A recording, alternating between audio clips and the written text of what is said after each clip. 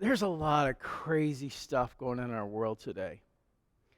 And at times, I want to address those things directly, but there's always been problems in life. There's always been challenges. It might not be a natural disaster. It might not be some political unrest, whatever it might be, but we all face stuff. And I believe that in times like this, we look to God, we look to His Word to provide answers that are timeless, that address the situations we face. And I think we face a challenge in our world today that's kind of unique. In fact, our world has never really faced this kind of challenge. And beyond all the surface stuff that's happening out there, even before all this began, something started happening in our society that was causing a shift. We became, with our smartphones and a million cable TV channels and our privacy fences and garages that we pull into and press a button and shut it behind it and then close in our world and just kind of cocoon in front of the computer, we became more reclusive and more private as a society. And the challenge, when you add this whole COVID isolation on top of it, it is separating people like we've never been separated before in our history. And it's a trend. Like I said, even outside of COVID, people are just not connecting. And what you have to understand is this is a real change in our world. Humanity has worked for thousands or millions of years, depending on your cosmological view. It has lasted because people worked together in groups and in tribes. We hunted animals together that we couldn't kill on our own. We built things by lifting heavy things together. We cared for one another. We shared things. We farmed together. Anything extra we had, we helped somebody else with, and vice versa. This is how the world has always worked, because humans have worked together. Today, we're being separated more and more and more. And today, rather than it being about we, it's more about me. And this we to me shift, I believe, could cause bigger problems. And I think we're seeing the reflection of it in how people address one another and what they promote on social media and the anger and resentment and because people just aren't connecting. And so they start making these assumptions about how everybody is or how this group is or that group. Right now, a survey was done just a couple weeks ago. 39% of adults in America feel lonely. 39% feel like they have no friend or somebody they can call when they're in need. Think about that. That's 4 out of every 10. That's almost half adults in our nation. I wouldn't ask that in this group. But I was with a group of ministers the other day, and I brought this up. And 2 or 3 said, yeah, I'm there. Just without a friend. With all of this happening, how do we respond? Well, we go see a doctor. And we're treated like a machine that's broken. And we're given medication just to help us cope. Because overworked doctors and medical workers, mental health people, don't know what to do. They're just doing their best. And if you take some type of medication to help you, I'm not against that whatsoever. A lot of friends and loved ones in my family, take those to help get by. But I believe there's got to be something better. How do we respond as believers in this situation, in this hour? That's what we're going to look at today. First verse I want to look at, and then we're going to go to Luke 10, but I just want to share a verse from 1 Peter, where Peter says in 1 Peter chapter 4, verse 7, he says, the end of all things is near. Anybody kind of feel that way? A lot of talk about it. The end of all things is near. Therefore, be alert and sober-minded so that you may pray. That's a good thing. Above all, love each other deeply. That's good too, because love covers a multitude of sins. And then he says, offer hospitality to one another without grumbling. As I put in my email this week, you would think that Peter's response to the end of the world is, hey, it's the end of the world, so invite someone to dinner.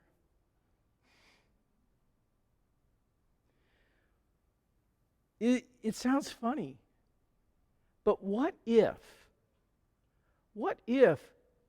showing hospitality, what if opening our lives and our homes to other people was one of the solutions for restoring civility, restoring relationships, restoring people's sense that there are good people out there that love me, that I'm not alone, that I'm not friendless? What if this could reverse that trend?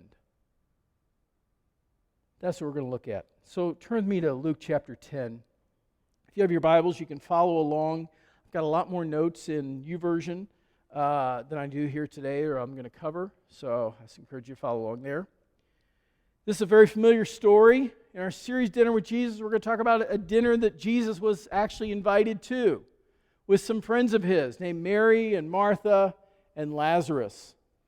Begins in verse 38. As Jesus and his disciples were on their way, he came to a village where a woman named Martha opened her home to him. Now, Lazarus and Mary and Martha were very close to Jesus. These were like personal friends of his. He hung out with them. I'm sure as he traveled, their house was just outside of Jerusalem. So when he traveled to Jerusalem, I'm sure he stayed with them quite a bit. And they were close. He could relax there. And these were his friends. And Martha was most likely the matriarch of the family, because it says that this was Martha opening her home to him. So Lazarus and Mary were probably younger, and Martha, being the matriarch, would have been in charge of the household. So that means when being in charge of the household, with Jesus coming, and Jesus didn't travel by himself, remember? He had at least 12 people with him, and usually a few more. So all of a sudden, Jesus pops in, and Martha realizes, I've got at least 13 extra people coming to dinner.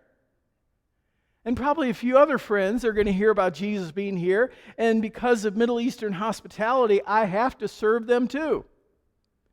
So this could have been 30 to 50 people coming over all of a sudden and just stopping by for a meal. I don't know if we have that much food in our house that we could feed that many people. Can you imagine that? You know, your spouse calls, hey, just want to let you know, I'm bringing over a few friends after work. How many? Oh, 13 to 30, something like that. Just throw something together. I don't even think we have plates to serve 10 people. But anyway, so Martha is on the line, and she has a meal to prepare, and she needs everybody to participate. Everybody in the family has to pitch in to pull this off. And her reputation, maybe even her identity, is on the line. It's her house. She's responsible. And if this comes off bad, then that's going to affect probably her self-worth. Maybe even her sense of value or significance is going to be affected by it. She's going to be embarrassed. Do people really tie that much of their identity to their serving in their home? Sure they do. Lori and I, a few years ago, went up to northern Indiana to stay overnight at a bed and breakfast. And it was a nice place, and the lady was nice there and everything. And the next morning, you know, one of the reasons you like a bed and breakfast, at least the only reason I go to a bed and breakfast, is for the breakfast. Yeah. Lori likes the bed, I like the breakfast, or the room and all that. And so we come downstairs, and she's getting ready to bring out breakfast, and I get a phone call. Normally I wouldn't respond to it, but, you know, because we're away, but I recognize the number, and I know it's somebody in church that's in crisis. I think somebody is near death or something like that. So I told Laura, I said, hey, I need to take this call. She said, yeah, go ahead. So I step away from the table, and I just step in the doorway, and I start talking to this person. And the hostess of our bed and breakfast comes in with breakfast. And she is very, very proud of herself because she has made a souffle. You know what a souffle is? It's a dish that you make with eggs, and if you make it well, it rises. I've got a picture of one here. There's a souffle. And if you can, grow a proper souffle or bake it right, that's a badge of honor. And she was very proud of this souffle. But I'm on the phone with somebody that's really urgent. And she comes out and she looks at me and she goes, "You put that phone down right now. You're on vacation. You need to eat." And I go, "Okay, just a second." And then she goes, "No, you put that phone down right now." And I thought, lady, we're going to have an issue. I'm paying here. I'm the customer. I appreciate you made a souffle, but this is a lot more important. I didn't say those things. I just stepped out of the house. And never said anything to her. I did thank her for the souffle. It was good. But she was so caught up in this, her whole identity. And I thought about this. Probably every day she makes that dish.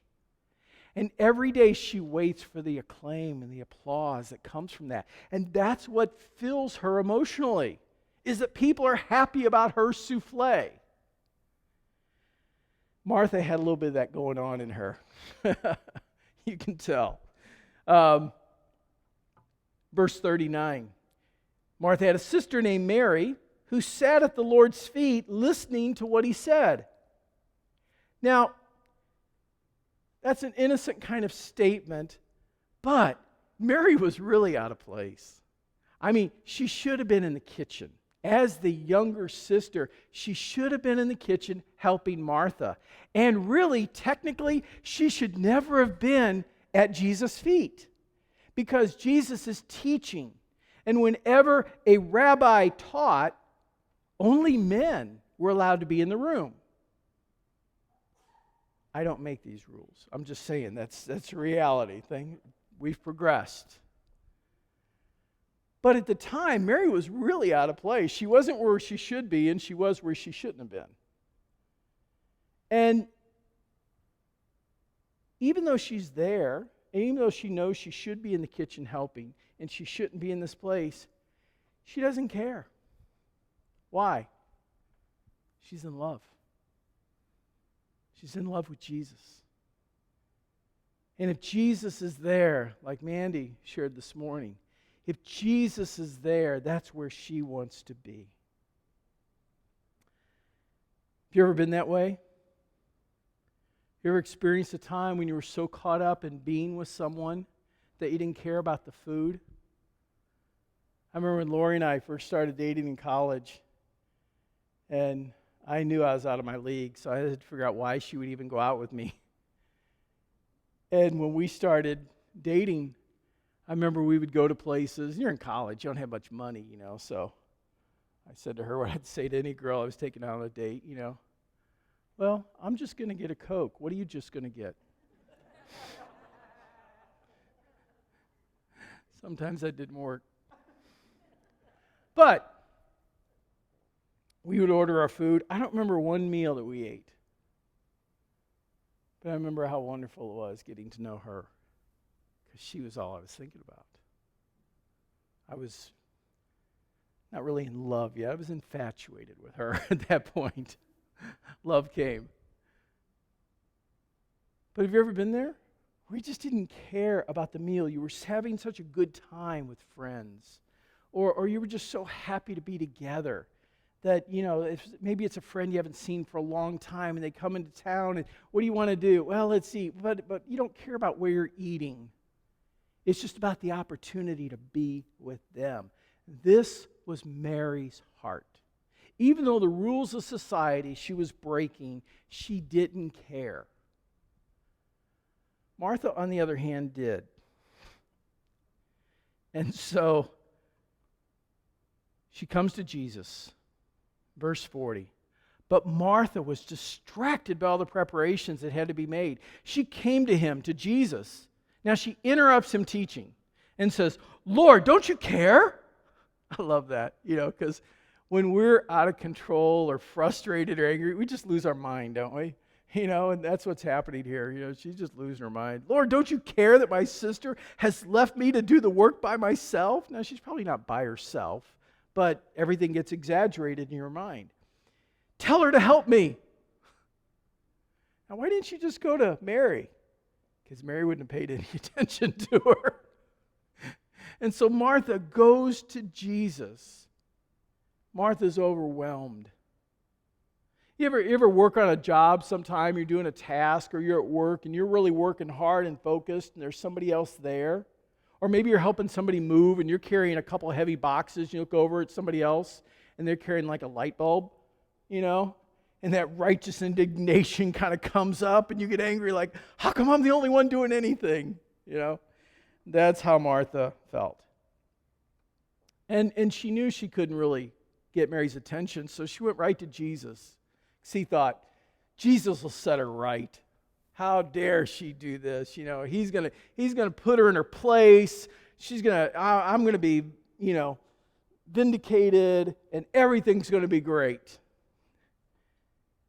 I wonder if in this moment, remember the verse I shared earlier from 1 Peter, when Peter said, do all things, show hospitality without grumbling? I wonder if Peter was actually in that meal, sitting there with Jesus, and Martha bursts in the room, and he thought, I need to remember this. Someday when I write an epistle, I'm going to say, and show hospitality without grumbling. Are you the type of person where everything needs to be perfect? Are you? That everything's on the line when people come over? We had some friends in St. Louis years ago. Phil was a doctor, and Kim was, she was in Mary Kay. Yeah, she was drove those pink Cadillacs. Very successful in Mary Kay. And they invited us over one Sunday after church. They said, you want to come over to our house for lunch? I said, sure. So we go to their house, very, very nice house. And we walk in, and it's just cluttered. Not dirty, just stuff everywhere, And we walk in the kitchen, and there on the table is like bowls of milk from cereal that morning. And the sink is full of dishes from the night before. And they just, hang out, start talking, and we just help them clean off the table and do the dishes. I don't even know what we did for lunch that day because I didn't have anything ready. But it was okay. And I've thought about that several times because they invited us over knowing, or maybe not caring, that we would judge them. We were friends. So to them, they didn't care what the house looked like. We didn't come over there to see their house. We've seen it when it's nice. They just wanted to be with us, and we just wanted to be with them. Do you have friends like that? Do you have people like that? That you can be so relaxed around, they can come over any time of the day, and you can let them into the honest chaos of your life.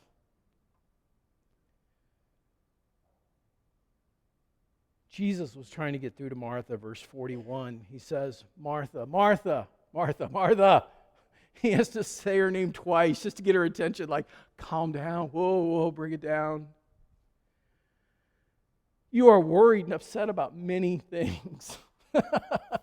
We read these verses, but they're so, if you can just picture the scene, he's trying to calm her down. She's embarrassing herself. She's just out of control. Jesus doesn't want that. He probably feels somewhat responsible. He kind of caused this indirectly. He says, you're worried and upset about many things, but few things are needed right now. If it was up to Mary, they would have eaten just bread and water and just stayed and hung out with Jesus. She would have been happy, and probably most of the people there would have. But he said only a few things are needed, indeed only one. Mary has chosen what is better, and this will not be taken away from her. Jesus, in the humblest way, is trying to say to her, Martha, I'm what's important. I'm the center of this thing. if you realized who I was and what I could do for you and what just sitting in my presence would mean, I can actually create food. That's no big deal. I can cater this thing. You got a fish and a bread? I'll show you. I can take care of us. That's no big deal. But do you want me? See, the mistake, like I said, Martha made was that she forgot what she was doing and why she was doing it. Have you ever worked in a difficult job and maybe you had a difficult boss or you're working on a tough task and have to remind yourself that you're not working for them but you're working unto Jesus? Have you ever had to do that? That's a good practice, isn't it? Remember, I'm doing this for Jesus. Martha was literally doing it for Jesus, and she couldn't remember that. She's literally making a meal for Jesus and forgets that she's doing it for Him. Everything we do, when we do it for Jesus and we do it with Jesus, it's so much better. So this thing of hospitality, it is something that Jesus valued. It's something that the Bible values and talks about again and again. It's something we need in our world, but we need to be able to do it in a right way. Paul says hospitality is so important that in Titus, he makes it one of the qualities of a leader in the church. Paul's talking about elders and pastors in the church. Look what he says in Titus. He said, "For the overseer must be blameless as God's steward, not self-pleasing, not easily angered, not given to wine, not violent, not greedy for dishonest gain, but," so those are all the bad things you shouldn't be, but here's what you should be. And the very first thing he mentions is what? Given to hospitality. This theme throughout the Bible is much more important than what we make it in our lives. I believe one of the challenges today is that hospitality has devolved in our society to the point where when we have people over, what do we call it now? Entertaining. Think about that. Have you heard that phrase used? We're entertaining someone. Now think about that. Entertainment. That's a lot of pressure when you got to entertain people. I think of people on a stage performing. At the end, I'm going to judge, this way or that way. And that's how people feel. We have made just opening our home and connecting with people entertainment, where we feel like we're going to be judged if we don't do well. Another thing that's happened, I mentioned this slightly last week, is that we have begun to worship and idolize food. We just don't enjoy food. We don't go out to eat. We have to go to this restaurant, and it's all about the food instead of the people that we're with. I mean, I like good food. I like trying new things. I like nice restaurants and so on. We get to go there. But it's much more important that if I have a great meal and I miss the person that I'm eating with and I don't enjoy them and the goal is to enjoy the food more than the company, I've missed what the Bible says hospitality should be. And finally, our goal should be connection rather than impression. Connection over impression. I believe that in our world today, one of the things that we can do as a people, as followers of Jesus, I believe that if we will open our lives and make time to connect with people. And I know it's challenging today. You may not want people coming over to your house because of the COVID thing. I get that. But there's ways you can connect. A few weeks ago, Charles Fox and I were going to get together, and he's been very cautious, guarding himself, his wife, because she has immune issues and so on. And so Charles just came over and we sat out on the deck, he and I, for like 3 hours and talked.